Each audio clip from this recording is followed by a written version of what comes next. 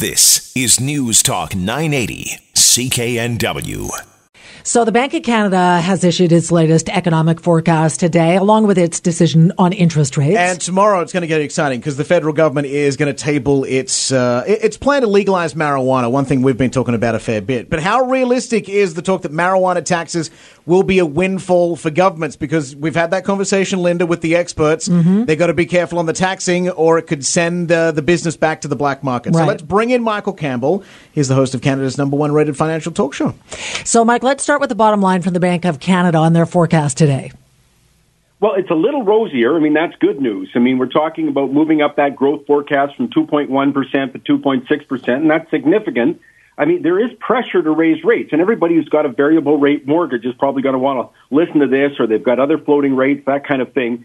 But what the pressure comes from is, look, our jobs have been pretty good in that first quarter. 83,000 jobs created in the first quarter. That sure beats the 36,000 last year at this time. You know, in the last 12 months, rather, we've had a positive 276,000 new jobs. So they're starting to feel that pressure. And maybe my takeaway was that the Bank of Canada is moving up their time frame for when they're going to start raising rates, sometime in the next 12 months. Their problem is that everything's not rosy. And that's why they're hesitant. I mean, they're still worried about what's going to go on with these trade negotiations with the U.S., because obviously that trade with the U.S. has a remarkable impact on the Canadian economy. You also got the oil recovery. I'm not sure if they're totally confident in that oil recovery. And again, huge impact on the economy. So, the bottom line is things are more optimistic, but they're not ready to pull the trigger anytime in the next 6 months anyways. Right. So what did you learn today regarding these borrowing rates going forward? What can you tell us? Well, they're really cautious. I sort of got what they're looking at here. Stephen Polo's last week, and I'll say it in quotes, we've got a long way to go before we use up our excess capacity.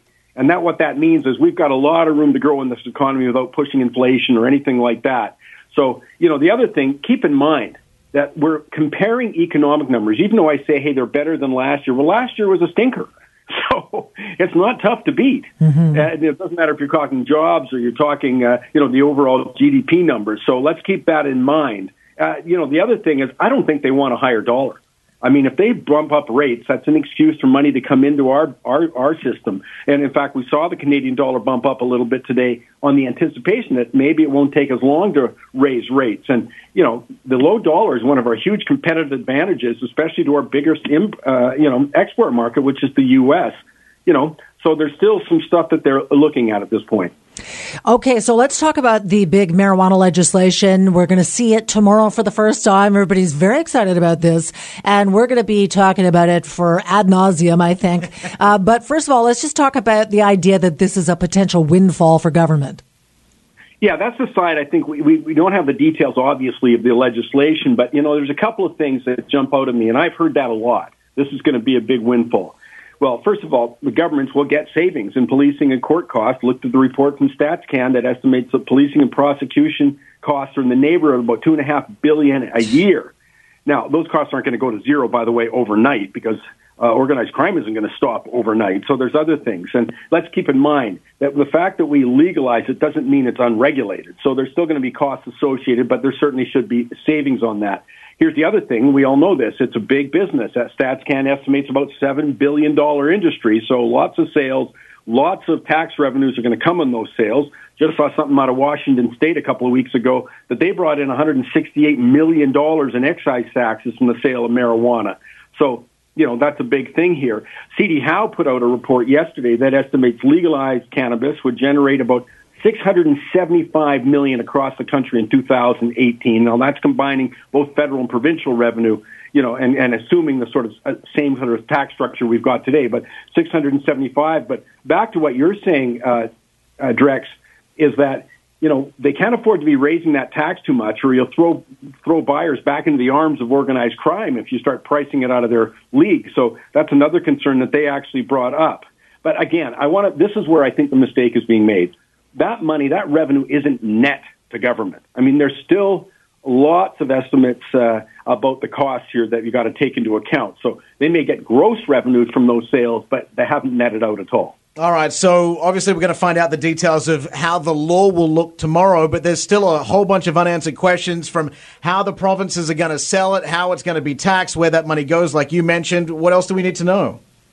Well, I read a report by Michael Devalier. He's an assistant professor in the Department of Psychiatry, Behavioral Neurosciences, but maybe more apropos, he's a faculty member with the Peter Boris Center for Addiction Research at McMaster's. First thing that jumps out at me when he was talking about is we got to get that the cost of legal drugs like alcohol and tobacco are much higher than we're paying with illegal drugs. And he says there's no reason to suspect that the same problems that we're having right now won't arise, if you legalize marijuana.